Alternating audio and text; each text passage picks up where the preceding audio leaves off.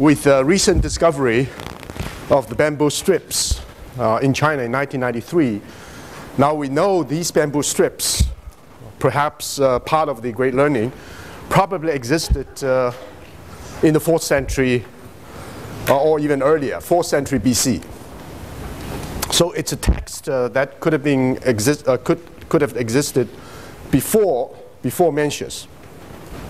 It was originally simply a chapter in the Book of Rites that came into being much later in Chinese history, together with the doctrine of the mean, which is the topic for next Thursday. These two chapters were taken out from the Book of Rites by the great scholar Zhu Xi in the 14th century and put them together with the Confucian Analects and the Book of Mencius to form the so-called 4 books. So ever since the 14th, 15th century, certainly for more than 700 or 800 years, these 4 books, together with the Great Learning and the doctrine of the mean, have become the most important source of inspiration for Confucian education. So it was originally part of a much larger corpus of Confucian learning. It was elevated by a conscious design of some of the major interpreters of the Confucian tradition to become an independent classic. It's actually the shortest classic of the Confucian tradition. You can actually read it in about 5 minutes. It's the entirety, the translation is included in the reader. But it's also considered as the core curriculum of Confucian education. Part of the reason, I believe, is because of the interplay between a worldview, broadly defined, a worldview, and the relationship between this worldview and ethics. In other words, the Great Learning, Thursday we're going to talk about the doctrine of the mean, make it very explicit, and to some of the Confucian scholars persuasive, that ethics is not an independent domain of teaching people how to be good. It has to link to a much broader vision of being human, the purpose of life, the ultimate meaning of human existence, and even the relationship between the cosmos, which means heaven, and human. These issues will have to be approached to put ethics in the proper context. So the ethics teaching us how to be good is not simply a question about morality narrowly defined. It's a question about worldview, about the purpose of life, about human existence, in fact, about the ultimate meaning of life. And I've been trying hard to convey the view that the Confucian ethics is primarily concerned about learning to be human, broadly defined. And that process of learning to be human is based upon an inclusive, here I use a holistic vision of the process of learning to be human. It's a broadly defined humanism. In a very influential small book on the source of Chinese philosophy, Chen, C-H-A-N, W.T. Chen, made an observation that if there's one word that we can use to describe Chinese philosophy in general and Confucian philosophy in particular, that word would be humanism. But the humanism that neither slides or neglects the superior power. And the humanism that professes, from Chen's point of view, the unity of humanity and heaven. And that humanism, if we understand it that way, rather than secular humanism is to reject the relevance of the spiritual realm on the one hand and be very aggressive towards nature on the other. If it is not secular humanism, if the humanism broadly defined, we call it holistic humanism, then Confucian philosophy in particular, even Chinese thought in general, can be characterized as a form of humanism. To understand the great learning, we have to use this notion about humanism as the background. To put it in the proper context, to sometimes diagram helps. I give you the 4 dimensions, the inseparable 4 dimensions of this particular kind of humanism. And I've talked about it before, but never put it in the diagram. The question of the self, the question of community, the dimension of nature, and heaven. Well, a number of questions were raised about the Confucian idea of heaven, so we still will continue to address some of those issues. I make a distinction between heaven and nature. Sometimes it is symbolized as the earth, but heaven, nature could be differentiated. And you can use a diagram in such a way as to understand the 4 inseparable dimensions. And you can begin with always begin with the question of the self, learning for the sake of the self. And self understood as a concrete, living human being. And the self is not an isolated individual. So the self will have to go through the process of expansion. And the outer realm is always open. So you can symbolize by dots. So the self, dyadic relationship to the family, to society, community, nation, and the world. Gradual expansion. Yes? Sorry, is the self in the middle or on the left?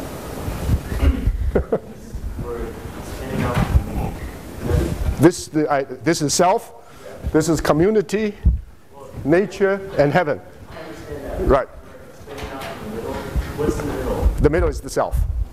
The self. I know. Just look at this picture in terms of the 4 dimensions, okay?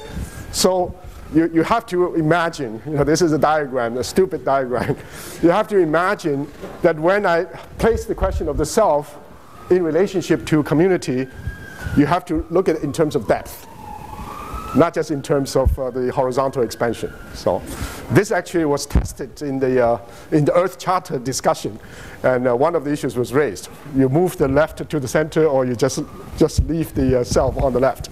But anyway, one question is the 4 dimensions. Right? The 4 dimensions will have to be taken into consideration as inseparable.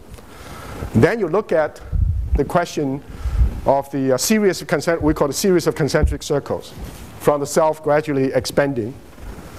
So community has to be understood variously. Community is not simply the family. The community is from the family to the global community, or even beyond. So you have to exercise a little bit of imagination to see the expansion. And actually, an African scholar liked the idea very much, but was somehow annoyed by the concentric circles that could be grafted very neatly. He said, no, you have to use a hand. So the concentric circles are very confused rather than very neatly expanded. So that I agree too. So you can have many of these kinds of concentric circles overlapping, right? But the purpose of this is to know interrelatedness between all these 4 dimensions.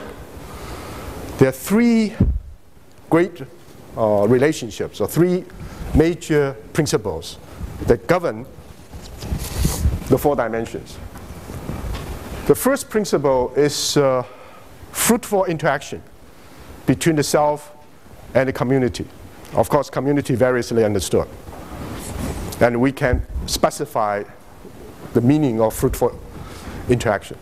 In other words, you cannot understand the self independent of its relatedness, the significance of the other in terms of this relatedness, because the self is always understood as essential relationships.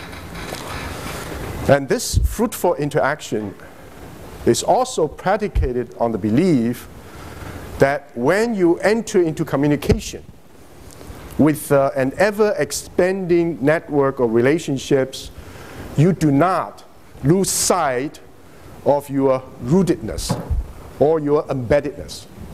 You don't leave your niche. Now, the great learning later will make that point very clear. You don't leave your niche here. By moving out of here in order to become part of a family, part of a larger community, you become even more rooted, embedded when you encounter with others.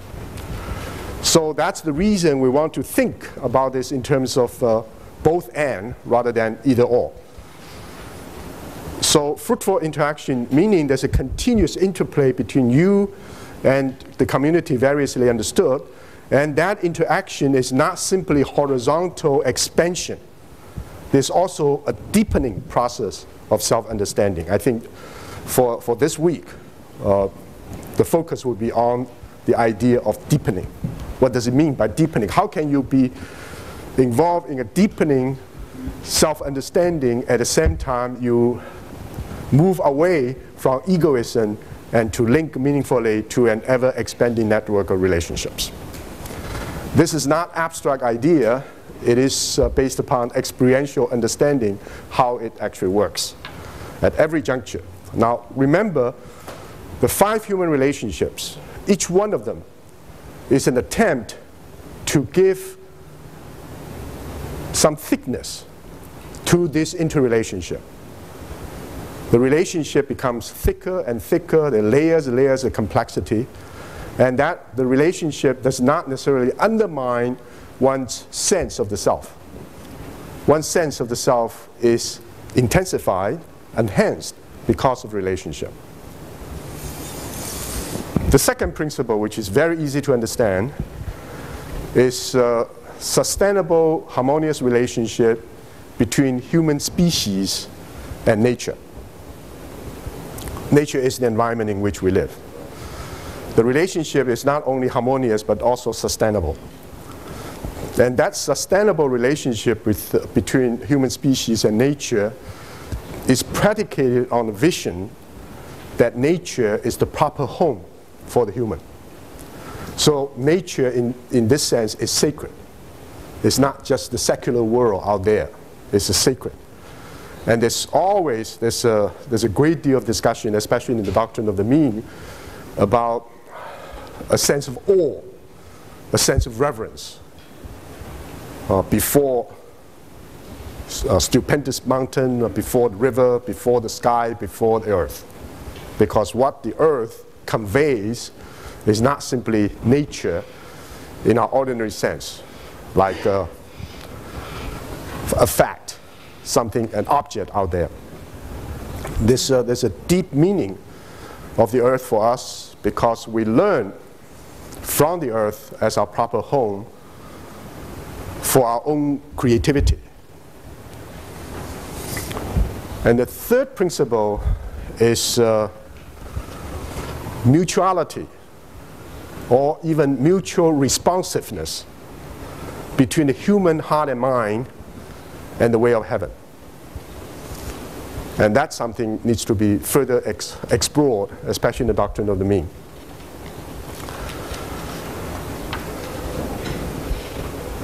So in the beginning of the great learning, it specifies that virtue is self-illumination. The virtues we've been talking about, humanity, rightness, ritual propriety, wisdom, or trust.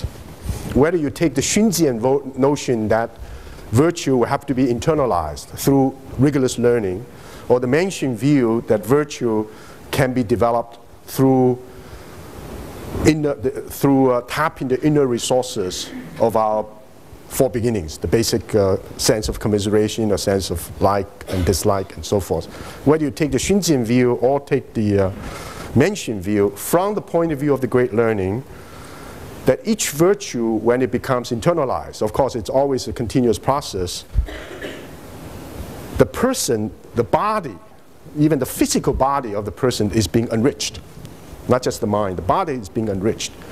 There's a radiating power of these virtues. These virtues, in fact, are sometimes rendered as characters or qualities, non-quantifiable quality of being human. These virtues, they're learned, they become part of us, we become humane, we become righteous, we become civil, and that becoming process allow our body to become more translucent, to become more communicative.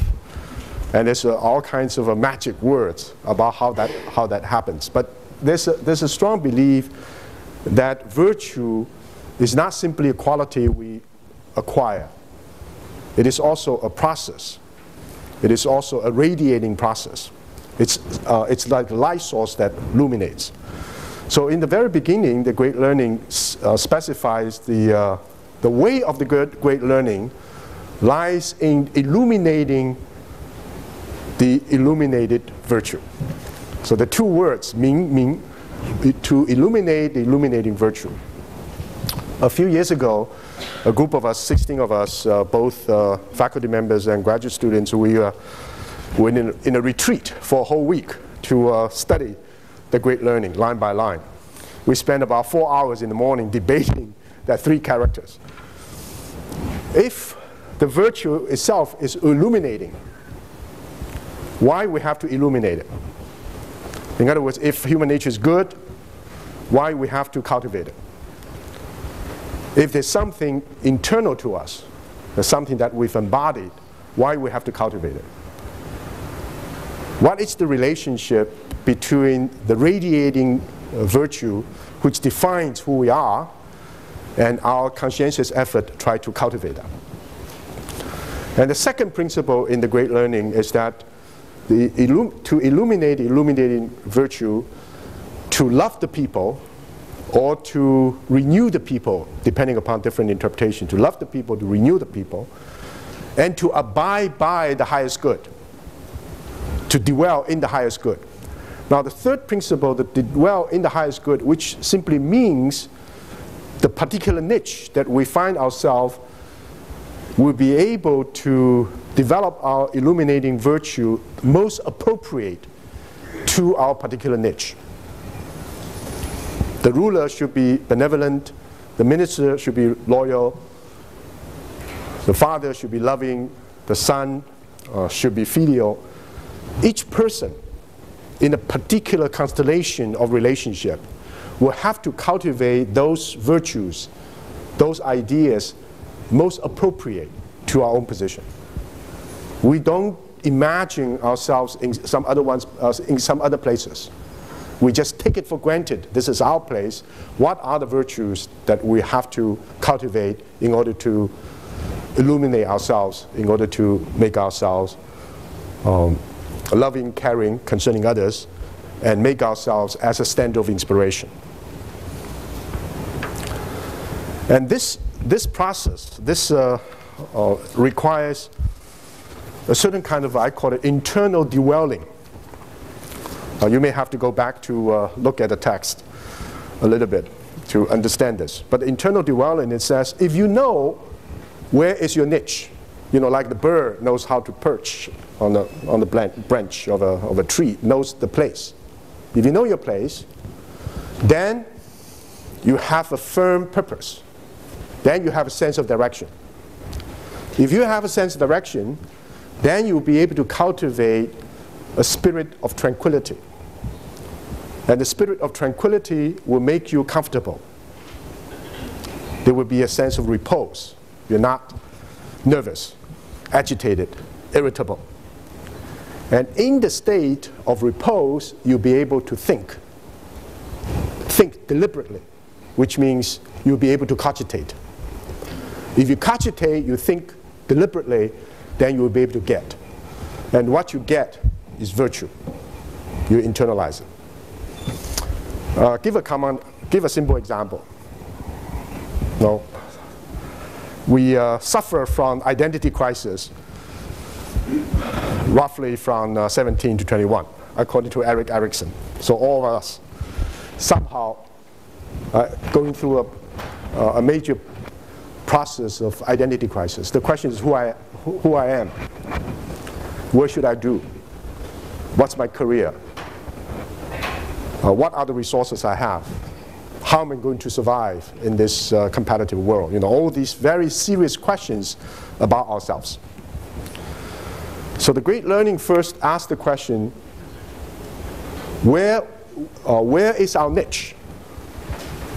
in the particular situation, not in terms of the stages of our life. Just where's the niche? I'm a student, have to be involved in learning. I don't like the subject I study, or I'm fascinated by something else, but my parents want me to do this rather than that. There are all kinds of choices, all kinds of issues. And so the question, you cannot resolve those questions, but you have a sense of where your niche is. This is a kind of, not self-analysis, but an awareness of a place, of an actual physical place where I am. That sense of niche is critical. If you don't have a sense of niche, then you really feel homeless. The sense of homeless, not only for individuals, but even for the community, can be very, very detrimental. So have a sense of niche, even though you can change it. Then you have a sense of direction. The direction may not be totally clear because it's pattern recognition rather than the digital idea of calculation. So you have a sense of direction. And only then will you be able to reach a stage of tranquility or quietude, in the sense you will be able to think and reflect. And you have a sense of being comfortable with yourself. If you're not comfortable with yourself, it's difficult to cogitate. If you're comfortable with yourself, then you will be able to think. Not think in terms of simple reflection, but think in terms of very, very deep sense of acquiring personal knowledge. And that's the way to get. So virtue is something we really get, either through internal self-reflection or acquisition of some values from the outside. It is something that has become us, become part of our existence. Now, the Confucians then in the Great Learning moves one step further and argues that this sense of personal worth, personal direction, personal moral cultivation, is not only not private, it has great significance for political leadership. So political leadership ought to be based upon leadership. It's about character, about vision, about mission, about how a person really is. Leadership is not about some external conditions. Leadership is not about one's ability to formulate some kind of policy simply based upon external conditions. It's not simply calculation. Leadership is rooted in the kind of standard of inspiration through personal moral cultivation. So ideally, only the sages should be kings. Sages are those who perfected themselves, not in any sense of trying to search for their inner morality or inner spirituality at the expense of service to the world. Sages, we talk about either of the sage kings or the sage Yu. These were major cultural heroes. They're involved in the work of the world. But the idea only the sage can become king is to say inner sageliness. The people who acquire virtues and harmonize feelings, relationships among themselves will earn the right to serve as a source of inspiration for others. So it is from the sage to the king. This is the path, or the proper path of leadership. Sometimes these ideas can be abused, misused. That a king who is not morally cultivated wants to assume certain kind of moral leadership. So the sage king degenerates into king sage, which is totally contrary to the Confucian idea. It's the philosopher king idea rather than king philosopher idea. But it's not philosopher king because the sage is able to mobilize many other resources, especially personal resources. In that sense, those people who fail to become sages and still use moral principles like rightness, like humanity to govern the world, those despots, those hegemons, they try to use these moral ideas to govern the world. They're certainly not as good as the kings. They fail miserably as compared to the true kings, compared to the sage kings. But the order they manage to develop is still meaningful. It's much better than simply fight among the despots who do not appeal to any moral principles at all. Brute force, chaotic fighting is the worst. Some order that is developed by certain ideology, the people who do not believe in this ideology but they still want to talk about humanity and rightness, is better. But the real order can only be maintained if the people who are involved in the construction of the order themselves are also involved in the process of perfecting themselves. So there is, for better or for worse, a close relationship between personal moral cultivation and political leadership. And there's also the assumption that ethics or moral self-cultivation has a certain kind of consistent pattern, which is not simply related to the private person. It's related to family ethics, it's related to social cohesiveness, and also related to political order and even universal peace. So we're not talking about different domains of ethical behavior.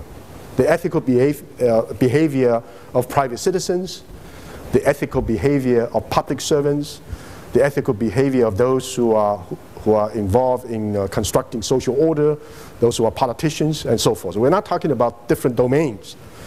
We're talking about the consistency of one type of ethics, which is universally applicable. Now, some people say it's very naive, and in our pluralistic world it won't work. That's fine.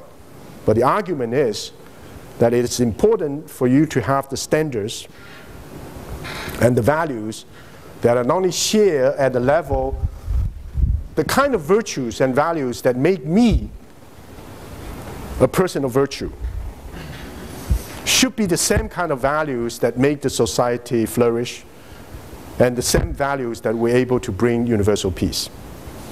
So the consistency of some of these values in terms of its applicability in a very large context. So the more we understand those virtues that will make us a worthy member of the community, the more we will be able to understand in the deeper sense how social order, in the ultimate sense too, how social order can be restored, how political leadership can be established. It is in this sense that education, especially education as character building, becomes not only the concern of individuals, families, societies, but political leadership as a whole. In other words, the government's, one of the most important concerns of the government ought to be moral education. So now in our modern context, it has all kinds of both positive and negative implications. The transmission of values from one generation to the other turn out to be the most important tasks of all members, or adult members of the society. Everybody is in it. Everybody is responsible in part for the transmission of values from one generation to the other. Let me give you a contemporary example. This is not a good survey, but it's very indicative. The value transmission in the United States in the 60s, in the 80s, and in the 90s. In the 60s, in descending order of importance, these are the institutions that transmitted values from one generation to the other. Family, church, school, peers, and mass media. So in the 60s, family was the most important arena in which values transmitted from one generation to the other. Church was also important. In the 80s, church dropped.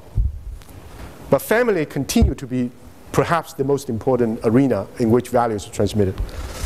But the mass media and peers, meaning that learn within the same age group, learn from your friends, learn from your colleagues. And school somehow also dropped.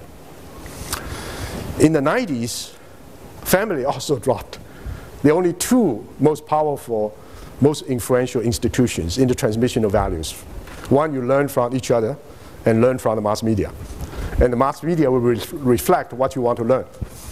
So the generational gaps become clear. This is that's one of the issues, one of the concerns why education, especially moral education, becomes, or even family ethics, whether in the liberal wing or in the conservative wing, becomes significant. But this is not to suggest that the question of the shared values, the shared values from the family to the state, ought to be the norm for any complicated modern society. That's not the case at all. In America, the strength of the society comes from civil society, from the arena above the family, below the state. When we say civil society, we mean those social forces, maybe in the mass media, in the academic community, in business, NGOs, non-governmental organizations, social movements, professions. These organizations, they are relatively independent of the political center, and each one of them has access to the political center. So there's a very vibrant, Tocqueville, the great scholar of American democracy, was very impressed by what happened in America because of the vibrancy of the civil societies. Now the Confucian position, which has been criticized, but it has some very interesting observations to make, is that above the family and below the state, the space above the family, below the state, will have to be filled by mediating structures. The schools and community compacts, all kinds of professional organizations. These groups will have to be linked to the family on the one hand and the state on the other. They should not be totally independent of the state on the one hand, independent of the family on the other. So we have a different vision. The family ethics will have to be expanded to civil society, and the good influence, hopefully, the good influence of the government leadership will have to come down to the civil society. So in this sense, it's a civilization state. It's not simply a state as a bureaucracy. So the shared values of the family and the shared values of the state and the shared values of the persons, they are the same values. You cannot say, I'm in the public arena, my private life is totally my own business. Don't bother me about my private life. Because in the public domain, the influence of one's virtue or one's vice is so extensive that a person cannot be simply a private citizen. This is also the strong belief that universal peace can never achieve simply by the mechanism of certain kind of national security. How we were able to maintain the security of nations. The only universal peace that can be maintained is human security. It's not national security. In other words, a society, this is argued time and time again, that society can protect itself very, very well from any kind of invasion from the outside. The society can be so strong militarily and economically, and yet internally, it's not the forces from the outside, but internally, the violence, brothers against brothers, or families against families, will turn out to be so powerful that the values of sense of security, sense of peace, were totally relegated to the background. You can have a state which is totally sealed from any kind of external invasion. And internal to that state, there's an incredible sense of insecurity. Just like the idea that the whole family is totally protected. And no one is going to invade the family. Yet internally, the ethos is such that the brothers, sisters, all the family members are involved in an incredible fight for various reasons. And there's no security whatever. Now, if you expand that notion, universal peace is something which will have to be understood in terms of human security. It's not psychological. And human security is linked to all the health, mental as well as physical, of all members of that community. Let's take a look at the 8 steps. In the very beginning, I have the handout. And the statement is simply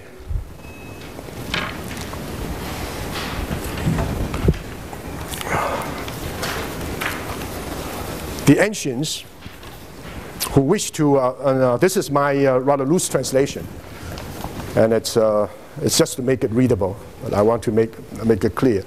The ancients who wish to illuminating virtue, all under heaven, first govern their states. Wishing to govern their states, they first regulated their families. Wishing to regulate their families, they first cultivated their personal lives. Wishing to cultivate their personal lives, they first rectified their hearts and minds. Wishing to rectify their hearts and minds, they first authenticated the intentions. Authenticated intentions, in fact, the term authenticated is a translation of the term, some people say, sincerity, to make their wills sincere. Wishing to authenticate their intentions, they first refine their knowledge. Sometimes it renders extend their knowledge. The refinement of knowledge laid in the study of things, sometimes rendered as investigation of things, right? For only when things are studied is knowledge refined. Only when knowledge is refined are intentions authentic. Only when intentions are authentic are hearts and minds rectified. Only when hearts and minds are rectified are personal lives cultivated. Only when personal lives are cultivated are families regulated. Only when families are regulated are states governed.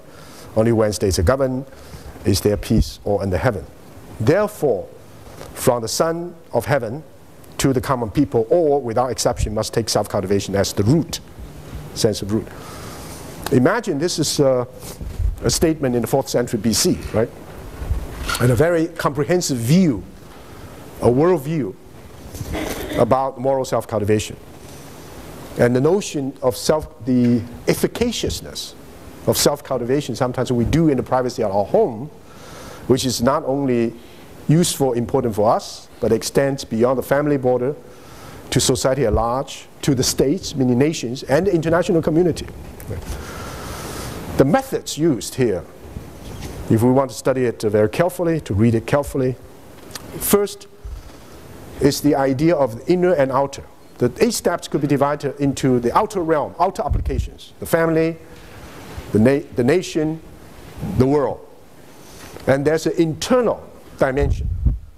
The internal dimension involves not only my body, cultivate myself, but also my heart and mind, also my will, and my knowledge, and my study. So the 5 first steps, the internal, the 3 applications, external. And there's a clear notion, what is the root, what is the branch. Family harmony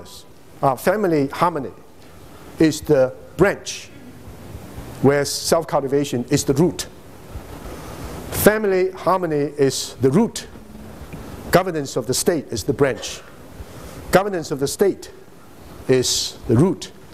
And universal peace is the branch. In other words, again, the agricultural image, you don't have the root, you're not going to have the branches. You're not going to flower. You don't have the seed, you're not going to have the flower or the fruit. And it will have to grow from that basis. Now, imagine this. I don't know, you can say it's simply truism. It is just to state what really is. Unless all the members of the family have cultivated themselves so they're not neurotic, they're not, in a sense, not at all capable of harmonizing themselves, there's no peace in the family. And the family can be a nuclear family, can be a huge family, can be large clan and organizations. If these families are not ordered, then the health of the state will be in trouble. If many of the countries and states do not have internal order, there's no way that we can have any kind of internal peace. So it's just a truistic statement, truism.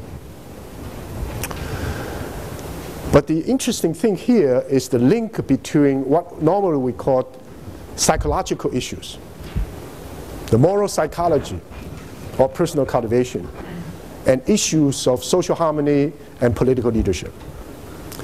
You can see there's a certain kind of internal dynamics of the self trying to cultivate ourselves. Already there are 3 levels. You know, we started with the question, the importance of the body in the Confucian tradition, but now the body, the heart and mind, and the will. At least these 3 dimensions. We do not, the body is the proper home for the soul, or for the mind. So there's no notion that we need to overcome our bodily sensations or bodily desires in order to cultivate our mind. All these desires that we have of our body are legitimate. Xunzi would say, if they are not properly harmonized, they will lead to social disorder. So we need to use the cognitive function of our mind to try to harmonize them. Mencius would say, allow them to flow properly. Allow them to flow properly. Don't privilege one against the other. If you like to eat, don't overeat. There are other sensations, other feelings, other things you need. So if you think, I'm going to satisfy myself, but don't think about satisfying yourself in terms of one of your instinct. You have to satisfy yourself in terms of many. And how do you satisfy yourself with all the many instincts? They have to come to a certain kind of agreement. How? And that agreement already involves your, not just your cognition, your rationality, but involved an internal negotiation. And that negotiation is going through the body and heart and mind. The term heart and mind, of course, is Wu Xing, which is both affective and cognitive. Affective meaning it's feeling. Cognitive meaning it's reflection. It feels, but also it reflects.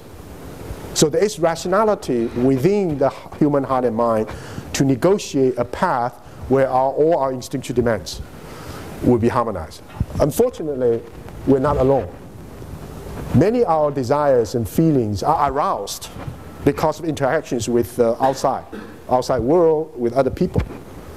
Now the question, you have to make a distinction, at least the possibility of making the distinction between those kind of feelings that arise naturally and those feelings that are being provoked, aroused because of external conditions. And how do you negotiate? Now some of the feelings that are aroused internally, they arise naturally internally. Sometimes it's just a very soft voice, not very powerful, but they are truly important for us to cultivate them, to allow them to grow. So hopefully we will be suffused by those kind of feelings. For example, feeling of commiseration, the feeling of sympathy, feeling of empathy. These kind of feelings, we know they're good for us. But sometimes in short supply, there's a little bit of this. We need to cultivate them. Because the more we have them, the better human beings will become. Some other feelings we have, or because of our temperament, we have to tolerate. I'm easily irritated, and I easily become angry. And I would say, well, to be angry is human. This is Nietzsche's notion, all too human. We have to be angry. So, great. But if the anger becomes such a powerful force, eventually it will interfere with your other feelings. And that anger becomes detrimental not only to your mental health, but also to your body. Then you need to do something about that. So there's the internal dynamics. And the Confucians never developed a fixed formula to say, well, this applies to everybody. Never a fixed formula. Certainly, there's no fixed formula that you privilege your mental processes at the expense of your bodily sensations. There's always this negotiation. Therefore, the true realization of the person is always making the body healthy, the mind reflective, the spirit brilliant. So these interrelated processes are important. It is in this sense, I'll have a chance to explore that further, that I want to make a distinction, if possible, between subjectivity and subjectivism.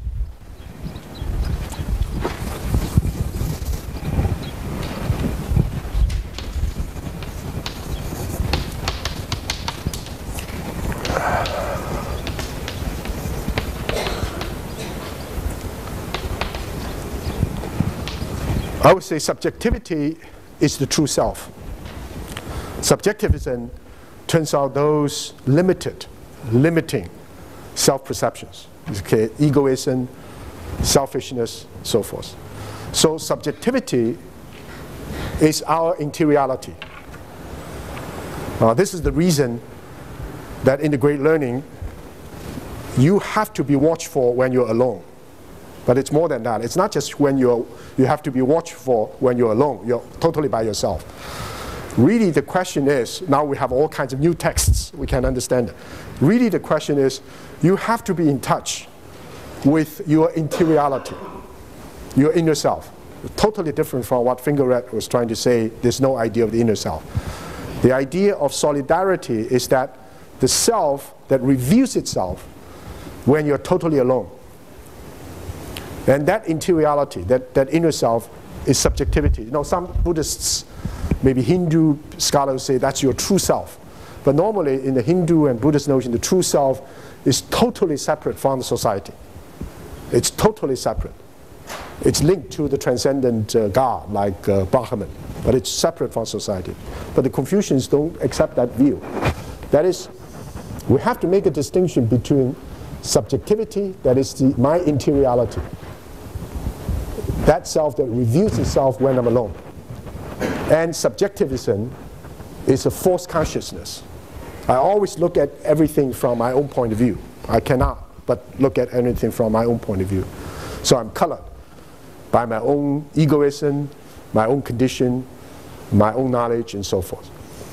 Now, the question, the cultivation of vigilant solitariness is the cultivation that I try to make a clear distinction through the exercise of the will, that what is mine, what are the feelings that are expressed as my feelings, and what are the emotions that are provoked because external forces. And I want to become in tune with my own inner landscape, my own interiority, and try to overcome, you know, Xunzi talk about overcome obsessions. Mencius talk about overcoming simply trying to search for one's heart, to overcome the limitations imposed upon me.